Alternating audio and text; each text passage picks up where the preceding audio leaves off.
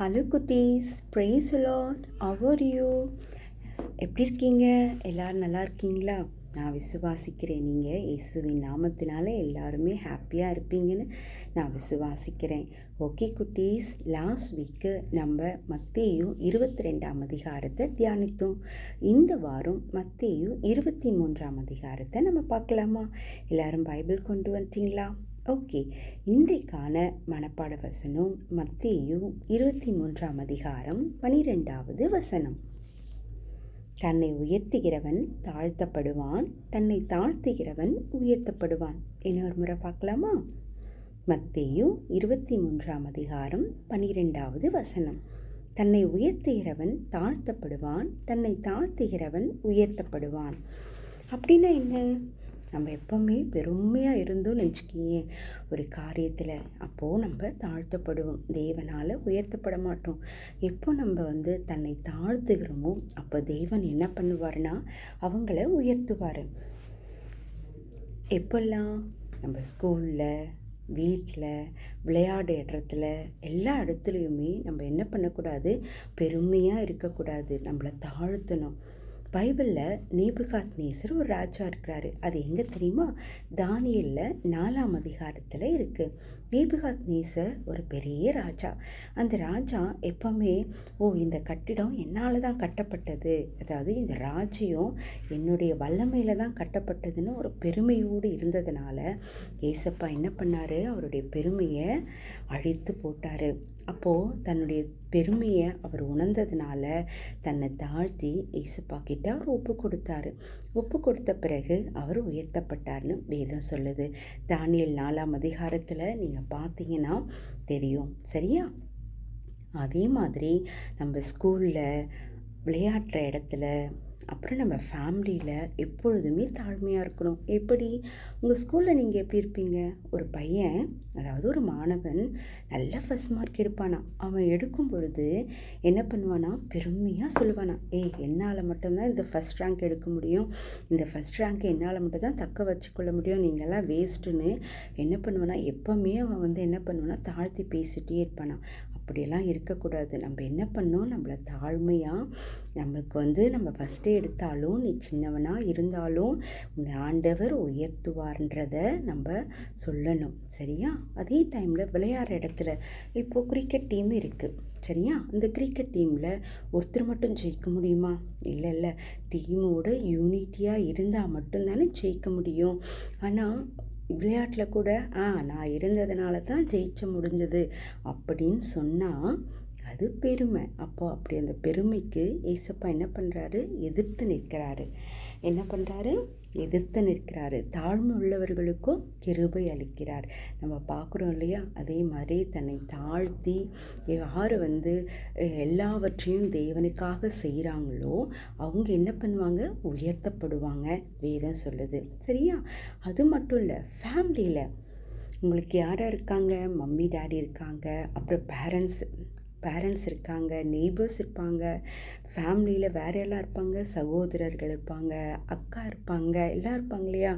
இப்போ வீட்டில் உன்னை விட நான் தாண்டா ஸ்பெஷல் அப்படின்னு உங்கள் சகோதரனை சொல்லலாமா? அப்படி சொல்லவே கூடாது. அவங்கள என்ன பண்ணக்கூடாது, நீங்கள் இமிட்டேட் பண்ணக்கூடாது.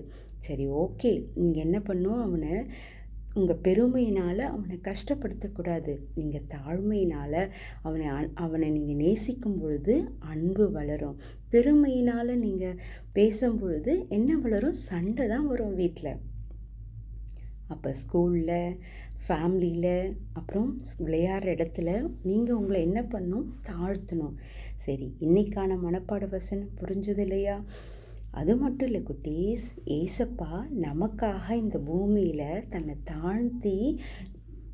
தாழ்ந்த மிகப்பெரிய எக்ஸாம்பிள் யார் தெரியுமா? ஜீசஸ் தான். என்னத்துக்கு சொல்கிறீங்க, எப்படி சொல்கிறீங்க, நீங்கள் சொல்லுங்க, கண்டுபிடிங்க பார்ப்போம். கரெக்ட். ஏசப்பா இந்த பூமிக்கு இந்த உலகத்துக்கு நம்முடைய பாவங்களை மீட்க வந்த இரட்சகர், ஒரு மனுஷகுமாரனாக இந்த பூமியில் எல்லாவற்றிலையும் தாழ்த்தி சீடர்களுக்கு எல்லாருக்கும் அந்த தாழ்மையை சொல்லி கொடுத்துட்டு போனார். அது மட்டும் இல்லை, சிலுவையில் இறக்கும் தருவாயில் கூட இவர்கள் தாங்கள் செய்கிறது என்னதென்று அறியாமல் இருக்கிறார்கள்னு என்ன சொன்னார்? தன்னை தாழ்த்தி மற்றவங்களுக்காக ஜெபித்தார், பரிந்து பேசுகிறவராக இருந்தார். இந்த பூமியில் அவரே வந்து நமக்கு தாழ்மைனா என்ன அப்படின்னு பெரிய எக்ஸாம்பிளாக இருந்தது யார்? ஜீசஸ். அப்போது இந்த சர்வ வல்லமுள்ள தகப்பன் எவ்வளோ பெரிய எக்ஸாம்பிள், தாழ்மை உள்ளவராக இருந்தார். அதே போல் நாமளும் தாழ்மை உள்ளவர்களாக இருக்கணும். நீங்கள் தாழ்மை உள்ளவர்களாக இருக்கும் பொழுது ஜீசஸ் என்ன பண்ணுவார்? நிச்சயம் உங்களை உயர்த்துவார். ஓகே, மத்தேயு 23ஆம் அதிகாரத்தில் 8 காரியங்களை குறித்து நம்ம இன்னைக்கு தியானிக்க போகிறோம். சரியா? முதலாவது, சொல்வார்கள் ஆனால் செய்வதில்லை. வசனம் மத்தேயு 23ஆம் அதிகாரம் 1-4. அதாவது சொல்லுவாங்க ஆனால் செய்ய மாட்டாங்க. யாருன்னு பார்க்கலாமா? நம்ம ஃபஸ்ட்டு வசனம் 1-4 வரலாம் பார்க்கலாம். இயேசு ஜனங்களை நோக்கி தம்முடைய சீஷர்களை, ஜனங்களையும் சீஷர்களையும் பார்த்து, வேத பாரகரும் பரிசேயரும் மோசேயினுடைய ஆசனத்தில் உட்கார்ந்துருக்கிறாங்க. யார்? மோசேயினுடைய ஆசனத்தில் யார் இருக்காங்க? வேத பாரகர், பரிசேயர், அப்புறம் இயேசு ஜனங்களெல்லாம் சீஷர்களெல்லாம் நோக்கி அவர் உட்காண்டிருக்கிறத பார்க்குறாங்க. அப்போது நீங்கள் கை கொள்ளும்படி அவர்கள் உங்களுக்கு சொல்லுகிற யாவையும் கை கொண்டு செய்யுங்கள், அவர்கள் செய்கையின்படியோ செய்யாதிருங்கள். ஏனெனில் அவர்கள் சொல்லுகிறார்கள், சொல்லியும் செய்யாதிருக்கிறார்கள். சுமப்பதற்குரிய பாரமான சுமைகளை கட்டி மனுஷர் தோள்களின் மேல் சுமத்துகிறார்கள், தாங்களோ ஒரு விரலினாலும் அவைகளை தொடமாட்டார்கள். அப்படின்னா பரிசேயர்கள் தேவனுடைய சட்டத்தை மக்களுக்கு சொல்கிறாங்க, ஆனால் அவங்க வாழ்க்கையில் அவங்க எதுவுமே செய்யலை, அதை கடைப்பிடிக்கலை இல்லையா? அவங்க சுமப்பதற்குரிய பாரமான சுமைகளை கட்டி மனுஷ தோள்கள் மேலே சுமத்துகிறாங்க, ஆனால் ஒரு விரலினாலும் கூட அவைகளால் தொட மாட்டேன்றாங்க. அப்படி தானே? நீங்கள் கொடுத்தானே உங்கள் நண்பர்கிட்ட ரொம்ப அழகாக பேசுவீங்க, ஆனால் கெட்ட வார்த்தையினால் பேசுனா அது சரியாகுமா? அழகுக்காக பேசக்கூடாது இல்லையா?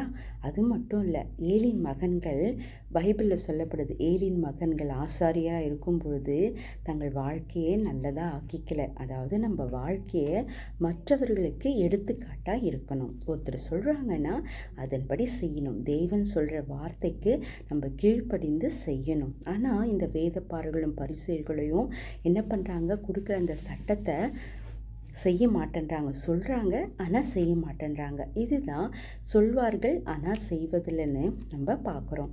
அடுத்தது வந்து பார்த்துட்டிங்கன்னா, மக்கள் பாராட்டுக்காகவே செயல்படுகிறவர்கள். வசனம் 5-7 நம்ம பார்க்கலாமா?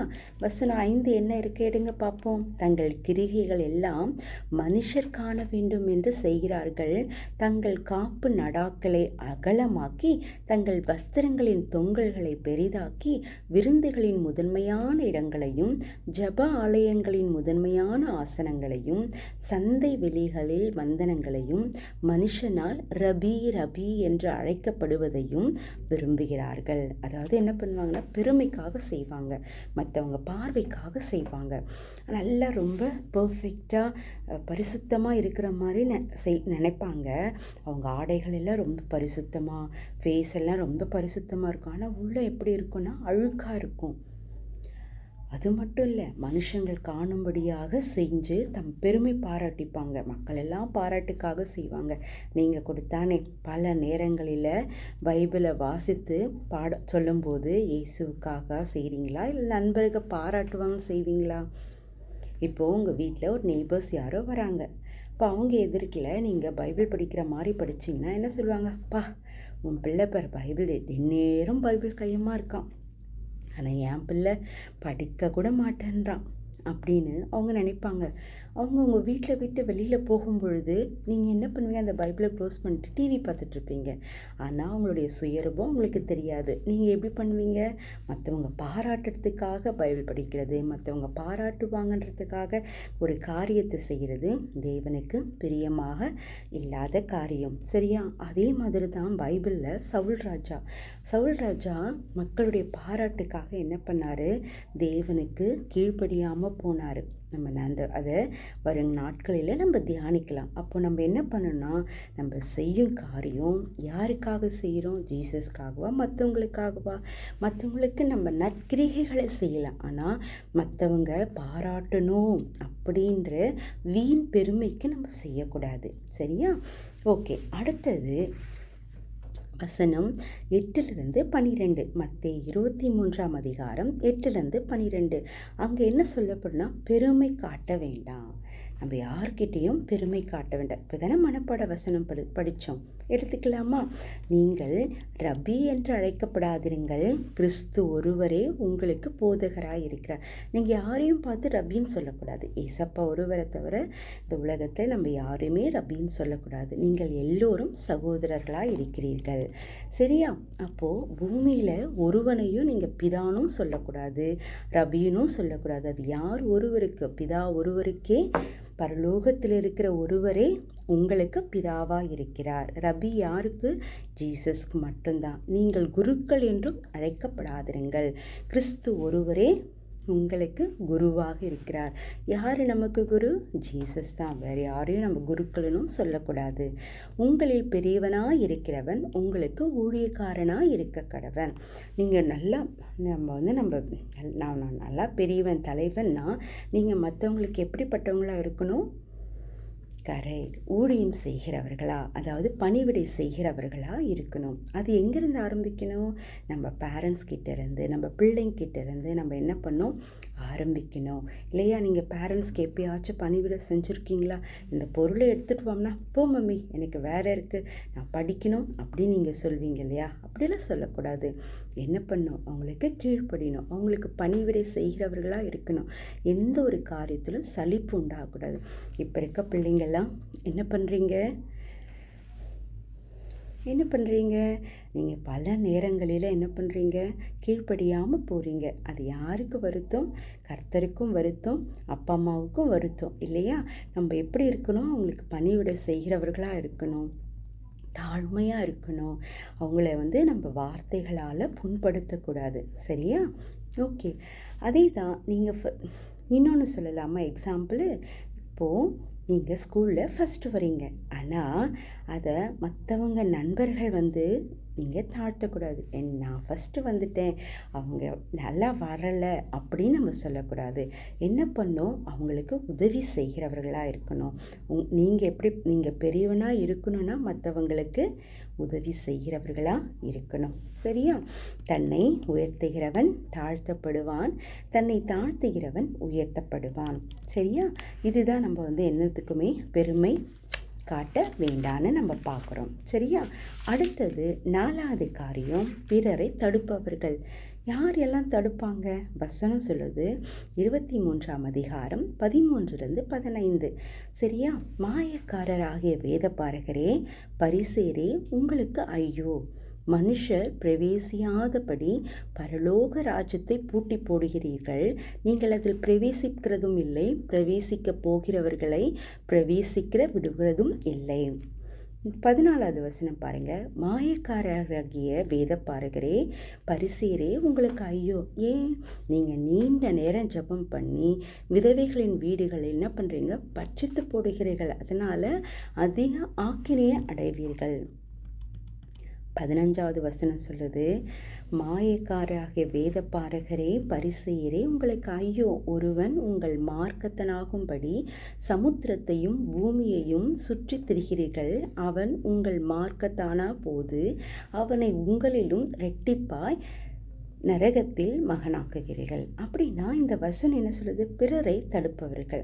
பரிசேயர்கள் என்ன பண்ணுறாங்கன்னா, இந்த தேசத்துள்ள மக்களை தேவனுடைய ராஜ்யத்தில் பிரவேசிக்கக்கூடாதபடிக்கு பல காரியங்களில் ஈடுபடுறாங்க. ஏன்?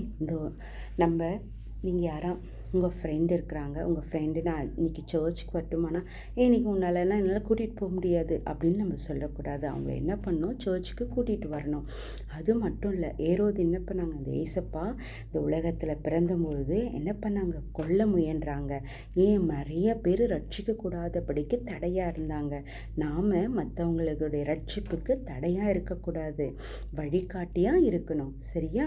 பிறரை தடுப்பவர்கள் யார்? இவங்க நம்ம வேதத்தில் பார்க்குறோம். வேதபாரகரும் பரிசேயரும் தேவனுடைய ராஜ்யத்தில் பிரவேசிக்க கூடாதபடிக்கு நிறைய பேர் தடுத்தாங்க. ஓகே, 5வது காரியம், சிறிய விஷயத்துலையும் நம்ம என்ன பண்ணோம், விசுவாசமாக இருக்கணும். அது எங்கே இருக்குது தெரியுமா? வசனம் 16லேருந்து 24 வசனம். சரியா? அதில் பரிசேயர்கள் என்னென்ன பண்ணுறாங்க அப்படின்னு நம்ம இன்னைக்கு பார்க்கலாம். சரியா? குருடரான வழிகாட்டிகளே, உங்களுக்கு ஐயோ! யாரு?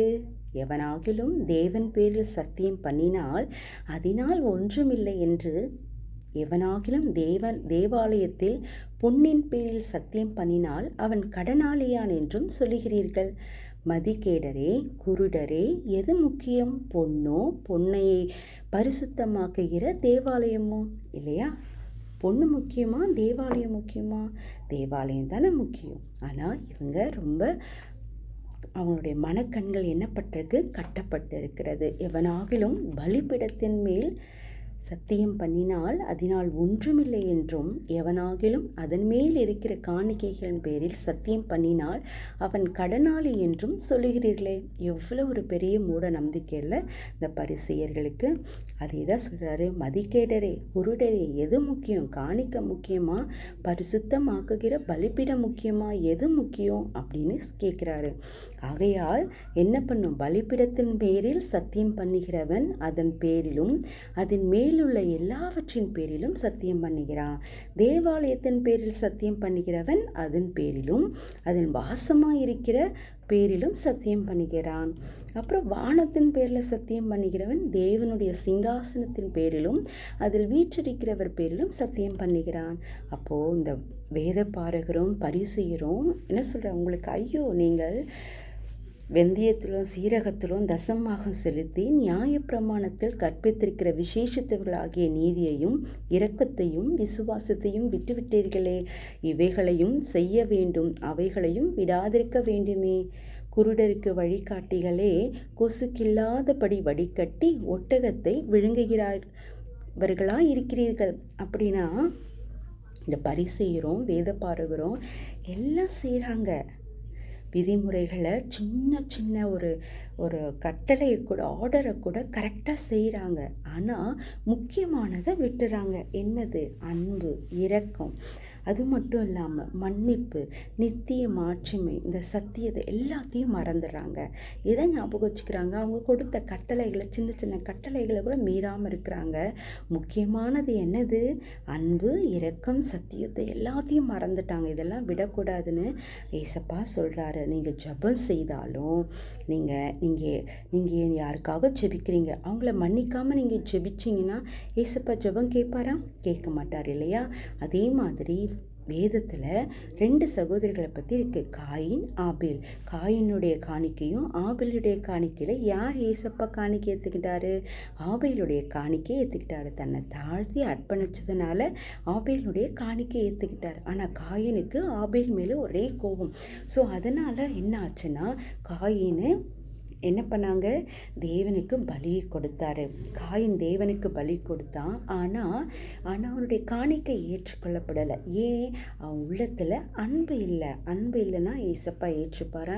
ஏற்றுக்க மாட்டார். சிறிய காரங்களிலும் நம்ம என்ன பண்ணணும்? விசுவாசமாக இருக்கணும். அதை தான் இந்த மத்தேயு 23ஆம் அதிகாரம் 16லேருந்து 24 வசனம்.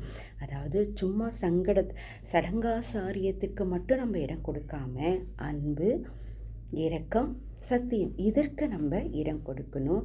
சின்ன விஷயத்துலையும் நம்ம விசுவாசம் உள்ளவர்களாக இருக்கணுன்றதை நம்ம பார்க்கலாம். 6வது காரியம், மத்தேயு 23ஆம் அதிகாரம் 25லேருந்து 28. அதில் என்ன சொல்கிறாங்கன்னா, வெளியில் அழகாக இருப்பாங்க, ஆனால் உள்ள அழுக்காக இருப்பாங்க. பார்க்கலாமா? இவங்க என்ன சொல்கிறாங்கன்னு பார்க்கலாமா? எடுத்துக்கோங்க பார்க்கலாம். மத்தேயு 25. மாயக்காரராகிய வேதபாரகரே, பரிசேயரே, உங்களுக்கு ஐயோ! ஏசப்பா என்ன சொல்கிறாரு? உங்களுக்கு ஐயோ!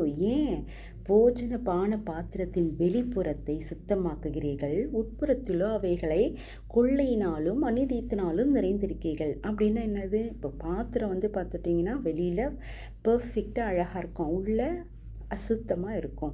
அப்போ அதை நீங்கள் தொடுவீங்களா? தொட மாட்டீங்க. நம்ம பார்க்குறதுக்கு நல்லா வெளிப்புற தோற்றமாக அழகாக இருப்போம், ஆனால் உள்ளுக்குள்ளே வஞ்சனை, பழி வாங்குதல், பொய் சொல்லுதல் இதெல்லாம் இருந்தால் ஏசப்பாவுக்கு பிடிக்காது. வெளியில் அழகாகவும் உள்ள அழுக்காகவும் நம்ம இருக்கவே கூடாது. சரியா? அது மட்டும் இல்லை, இவங்க எங்கே இருக்குது? 25லேருந்து 28. மாயக்காரராகிய வேத பாரகரே, பரிசேயரே, உங்களுக்கு ஐயோன்னு சொல்கிறாரு. ஏன்? வெள்ளடிக்கப்பட்ட கல்லறைகளுக்கு ஒப்பாக இருக்கிறீங்க. ஒரு கல்லறை பார்த்தினா எப்படி இருக்கும்? கருப்பாக இருக்கும், அதுக்கு வெள்ளை அடிக்கப்பட்டிருக்கும்.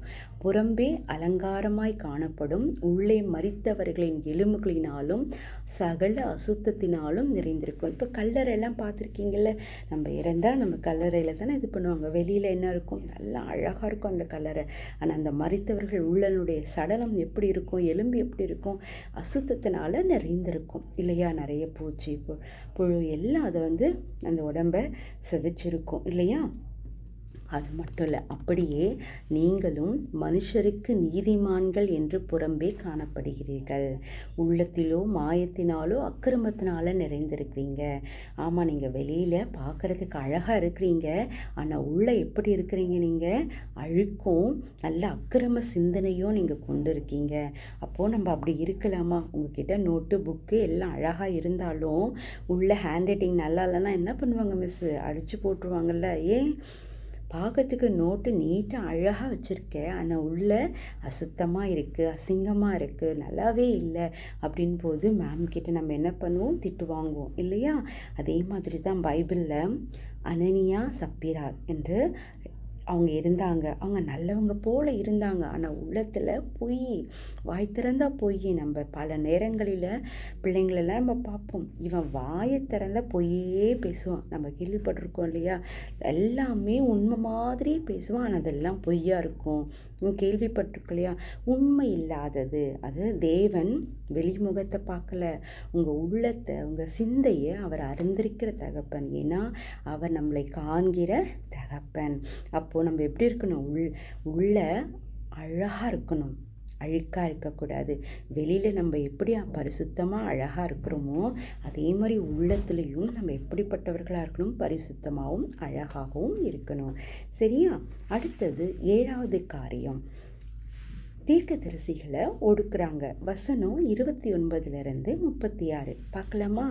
மாயக்காரராகிய வேத பாரகரே, உங்களுக்கு ஐயோ!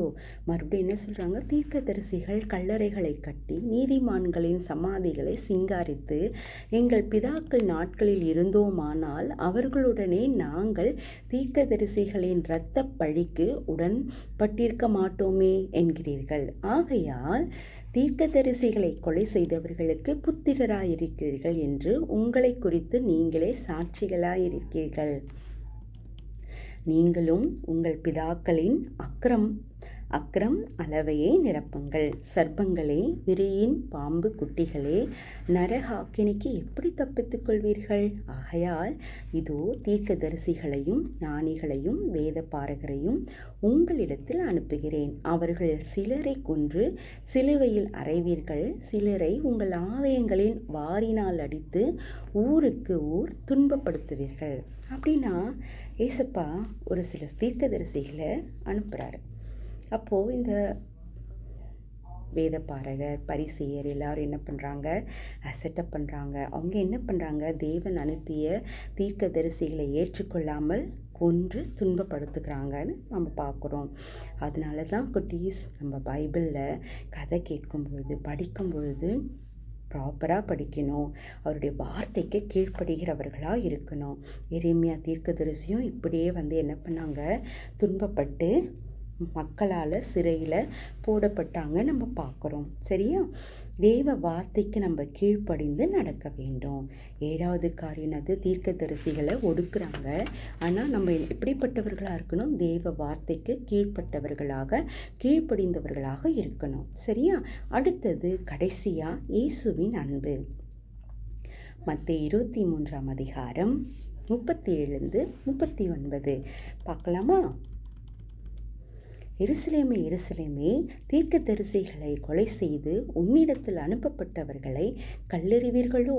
கோழி தன் குஞ்சுகளை தன் சிறகுகளின் கீழே கூட்டி சேர்த்து கொள்ளும் வண்ணமாக நான் எத்தனை தரமோ உன் பிள்ளைகளை கூட்டி சேர்த்து கொள்ள மனதாக இருந்தேன். உங்களுக்கும் மனதில்லாமற் போயிற்று. இதோ உங்கள் வீடு உங்களுக்கு பாழாக்கி விடப்படும்.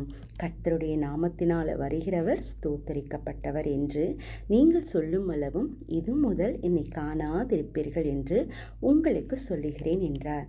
இதில் என்ன சொல்கிறாரு? ஏசப்பா எருசலேமுக்காக அழுறாரு. ஏன்? உங்களை கோழி குஞ்சு எப்படி அடைக்காக்குதோ பாதுகாக்குதோ அதே மாதிரி உங்களையும் உங்கள் பிள்ளைகளையும் பாதுகாக்க நான் விரும்பினேன். ஆனால் நீங்கள் என்ன பண்ணல?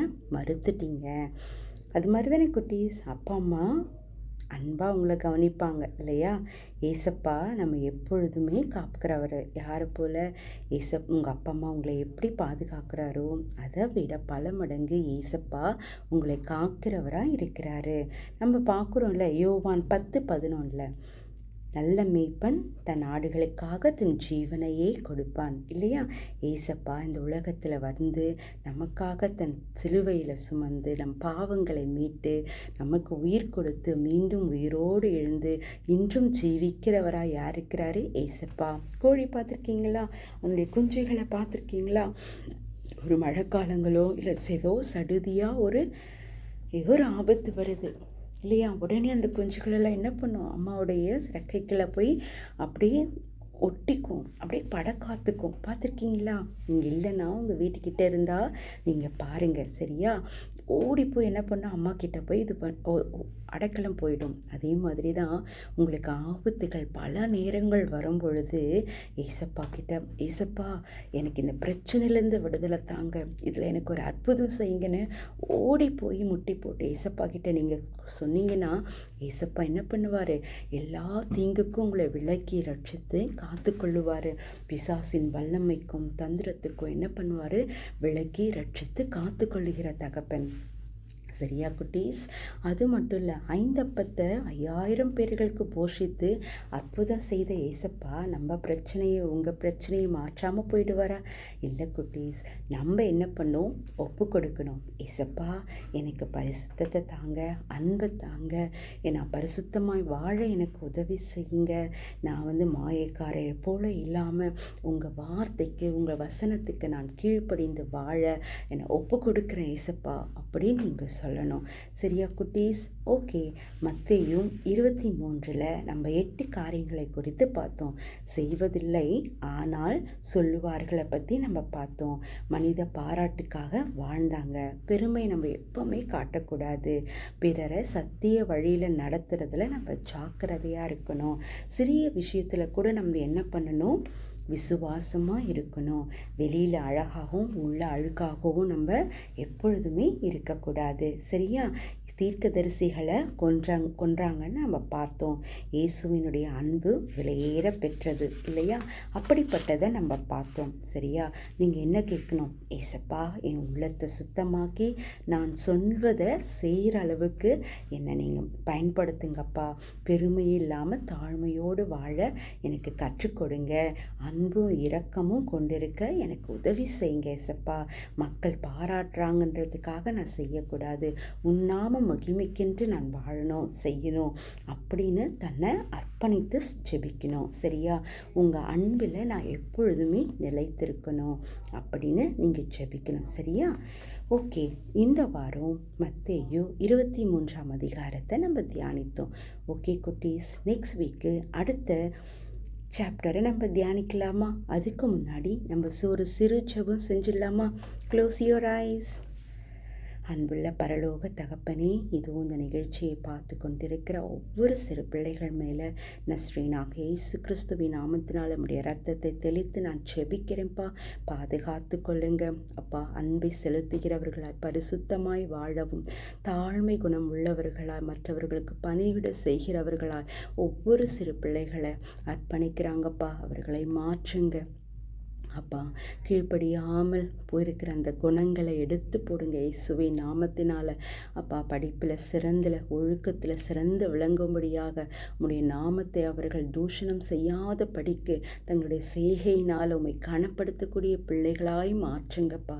அண்டோரேசப்பா, தன்னை தாழ்த்துகிறவன் உயர்த்தப்படுவான், தன்னை உயர்த்துகிறவனோ தாழ்த்தப்படுவான் வேதம் கூறுகிறபடி நாங்கள் எப்பொழுதும் தாழ்ந்து அப்பா, நீர் எங்களுக்காக வாழ்ந்து சென்று போனவர் அப்பா. இன்றும் உயிரோடு இருக்கிற ஜீவனுள்ள தேவனப்பா. நாங்களும் மற்றவர்களுக்கு அன்றைய தாழ்மை குணத்தை செயல்படுத்த அன்பும் இரக்கம் சத்தியத்தை மறக்காமல் நாங்கள் இருக்க எங்களுக்கு உதவி செய்யுங்க. இதை பார்த்து கொண்டிருக்கிற ஒவ்வொரு பேரண்ட்ஸை உங்கள் ரத்த கோட்டைக்குள்ளே மறைத்து செபிக்கிறேன். ஐயோ, என் பிள்ளை கீழ்ப்படியிலேயே, என் பிள்ளை எல்லாவற்றிலும் குறைவாக இருக்கிறானே அப்படின்னு அங்கலாய்த்து கொண்டிருக்கிற ஒவ்வொரு பேரண்ட்ஸை தொடுங்கப்பா. அவங்களோட பிள்ளைகளுக்காக விசேஷமாக நான் செபிக்கிறேன்ப்பா. அவர்களை தொடுங்க, ஆசீர்வதிங்க அப்பா. உமக்கேற்ற பாத்திரமாய் மாற்றுங்க, பலப்படுத்துங்க. பிசாசின் வல்லமைகளை, தந்திரங்களை இயேசு கிறிஸ்துவின் நாமத்தில் நான் கட்டி செபிக்கிறேன். ஜெபத்தை கேட்டவரே ஸ்தோத்திரம். இயேசுவின் நாமத்தில் செபிக்கிறோம் நல்ல பிதாவே, ஆமீன். ஓகே குட்டீஸ், bye. Praise the Lord. Next week பார்க்கலாம்.